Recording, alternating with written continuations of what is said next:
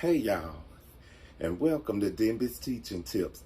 Today I'm so excited because we're going to be talking to marriage and family therapist Shawn Stinson, and he's going to just give us some tips on how to use stop, think, and breathe and make the right choice. I'll be back in a minute.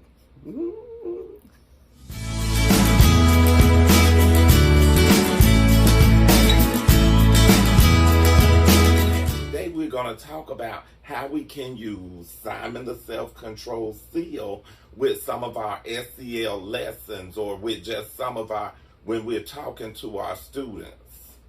Mr. Shawn, would you like to introduce yourself to the audience? My name is Shawn Stinson. I am a therapist. I work with children as young as 3 up until senior adults. I've been doing this for 10 years. A large population that I've worked with over the years have been children between the ages of 8 and 21 in various situations, whether in the home or in residential settings. Okay. But how have you used Simon the Self-Control Seal, like in your practice? Okay. Just give me one or two examples. One example is working with clients that struggle with managing their emotions, whether they've been physically abused or sexually abused. A lot of times they struggle with feelings identification. They struggle with managing being in their own body and controlling their own functions, as far as being able to identify if they're angry, if they're sad or frustrated or agitated. Really, if they say I'm angry and really they're frustrated. Right. So using Simon the Self-Control Seal, it allows them to, one, be in control of their own feelings, and in conjunction with working with the feelings identification, helping them to understand, you may say you're angry, but are you really angry or are you frustrated? And being able to identify specific, feelings, they're able to then say, okay, what do I need to do? I need to stop myself. I'm in control of myself. Giving them tools to help them to find ways to control themselves, whether that is counting to 10, whether that's doing mindfulness, whatever those pieces that we work on that works for that client, so that they can stop themselves and then kind of process through for themselves, okay, what steps do I need to take? But in that, teaching them those steps. Right. And then being able to, breathing allows for oxygen to flow through the body, flow to the brain, to kind of bring calm. Deep breathing is one thing that helps with that. Sometimes deep breathing doesn't work, but being able to just breathe, take that one breath to kind of slow down the process, and then figure out, okay, what decision do I need to make? And it has been successful. I've had parents to read that after they've done that, after we've gone through and processed through the book, and they'll take it home and they've read it several times. I usually try to send home a clinical guide with that, in addition, that I've written to go along with the book. That's what I always talk about, being aware of yourself and being self-aware. And then sometimes, even when we say stop, think, and breathe and make the right choice, sometimes for them at that moment, the right choice is not going to line up with what everybody thinks. And so, is there a way that we can discuss right choices and help lead children in the way of choosing right? So sometimes you have to teach those outside of the moment, because typically once they're upset, we go into that primitive brain where it's fight or flight. Right. And so we have to get them out of that. And, some call that there's a curve of explosion. Once they're at the top of that volcano, there's no clear thinking. So we have to wait till that they're at a calm state. And then we talk about all of the options, good or bad options. And we discuss, okay, what are the consequences or what are the benefits of each choice? going back through the situation, and then say, okay, next time, what choices do you have? Right. Or coming up with a scenario. So, if this happens, what choices can you do? What choices, have we discussed? If you've reviewed that. Also, in connection with identifying their feelings. Well, I was frustrated. Okay, so when you're frustrated in other situations, how have you handled that? Right. Because when you do that, you're helping them to choose what behaviors when you're frustrated. Right. And areas that they've been successful when they've been frustrated. So you're making that connection to other situations. If they were angry and they were angry with their siblings, say for instance, and they were able to not hit their sibling, but they're in a classroom setting and became angry and hit a peer. So one, you're lifting them, say, okay, you've had an opportunity before that you made a good choice. Right. So let's look at if this happens again, because you've already demonstrated that you're capable of making a good choice. Right. Even though you were angry, let's try to apply that the next time you get angry. So I always close with this. In every workshop that I do, I tell the story of my student Jaden, and I tell the story of my student Dante. But I'm going to talk about Jaden right now, and then you can give me your thoughts on it. So I always talk about, after we do during our opening reading, we breathe in, breathe out, and we say, all is well in my classroom, all is well in my school, all is well in my world, all is well, and I am safe.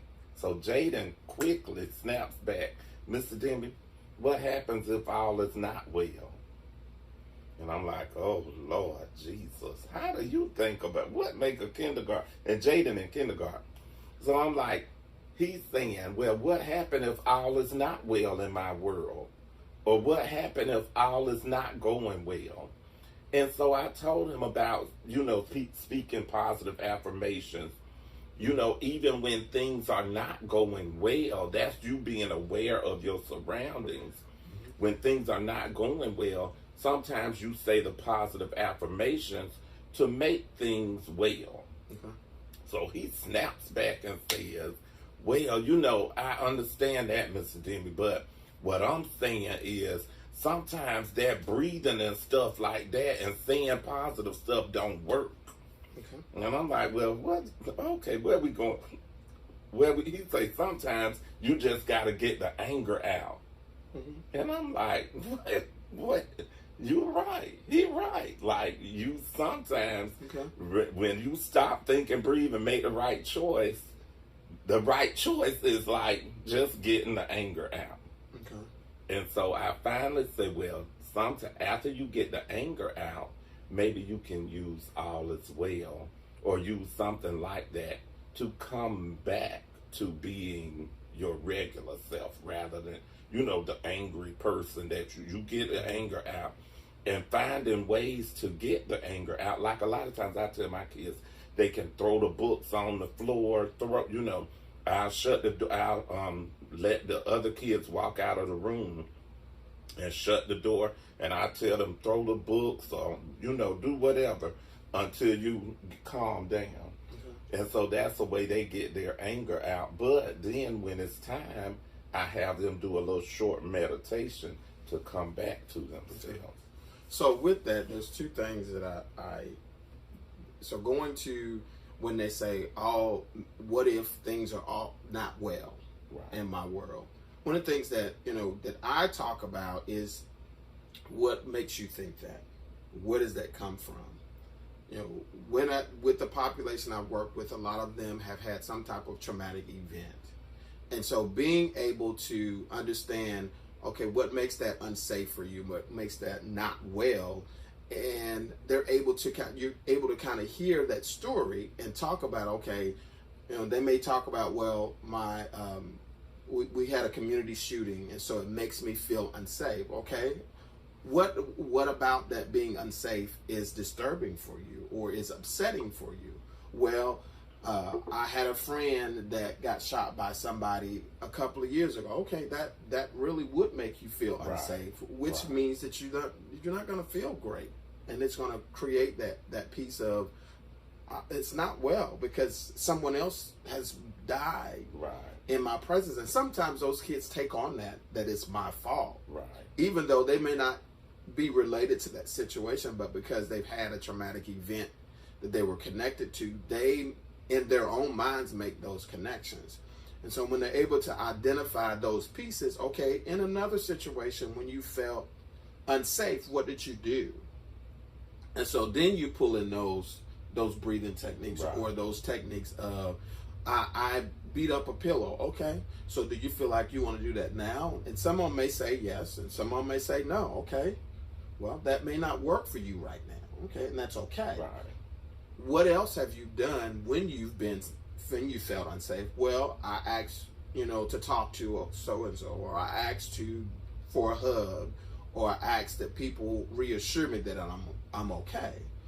And so then we know from there what other supports that they'll need, in addition to, giving them that space to breathe and to be able to, okay, allow them to feel those feelings, allow them to not to be okay, but learning how to manage their feelings and not being okay. So when I don't feel okay, then these are the choices that I have. So going right back to that Simon the Self-Control Seal of, when I don't feel safe, it makes me feel angry. And so when I get angry, I have all of these options. I can throw a book, I can do deep breathing, I can do compressions, or I can do count to 10 or yoga. I have options short from, hitting someone. Then once they're able to choose those options, then they may come back to say, right now my world is not safe. My world is not well. But I am okay. I am calm. So, accepting that piece. The second thing is being able to allow for that space, allow for them to get that anger out. Because a lot of times kids don't know how to do that. All they know is to fight, scream, and hurt other people because that feels good. Okay, let's find ways. Doing that a few years ago, allowing them to, I tell them, stand over there and wait for me, and then I'm gonna give you a time to, do whatever you need to do. Finding those things that help, because it's being physical helps with that. Because you're exerting that energy, you're getting the endorphins going, so it kind of helps bring those pieces back together when they feel in their body they can't control it, because their emotions are all over the place. And so anger is a mask for feeling hurt. It's a mask for feeling unsafe. And so that's why, when I talk about those basic emotions, I'm mad. Really, they're not mad. They're feeling unsafe. Or, if I'm happy and it's really like, okay, I'm just okay. And I may not be like extremely happy, but I'm okay. And, that's okay. I'm sad.